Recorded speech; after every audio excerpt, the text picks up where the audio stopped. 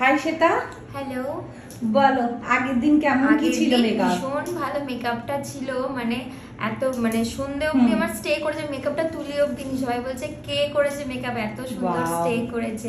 আর complement তো প্রচুর পেয়েছি, সবাই বলছে অপূর্ব লাগছে, অপূর্ব। ফেসবুকে যেটা পোস্ট করেছিলে ওখানেও প্রচুর লোক কমেন্ট করেছে, আর যারা মানে ইনভাইট ছিল আমার বাড়িতে সবাই বলেছে অপূর্ব লাগছে ভীষণ। আর অপূর্ব লাগার পিছনে আরেকটাও কারণ আছে, আমাদের ব্রাইডও অপূর্ব সুন্দর দেখতে।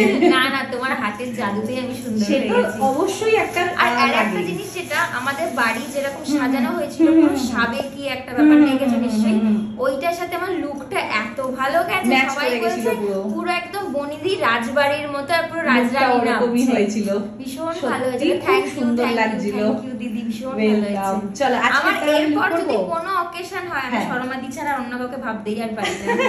নিশ্চয়ই ভালো। নিশ্চয়ই। আর আমি শুধু না, আমার বাড়ির ফুল টিম শর্মাদির, পুরো শর্মাদির কাছে সেজেছে, আর সবাই সব খুব fan. Thank you so much. এই ভালোবাসাটাই আমার কাছে যথেষ্ট যথেষ্ট, আর কিছু চাই না। তাহলে আজকেও সবাই সাজছে, আমি সাজছি এবং আমার বাপের বাড়ি সবাই সাজছে। আমরা তখন একসাথে ক্রস করলাম, আমাদের লোকেরা ওদের কাছে গেল, আমরা এখানে এলাম। খুব ভালো, মানে শর্মাদি ছাড়া আমাদের পালবাড়ি ভাবতেই পারে না।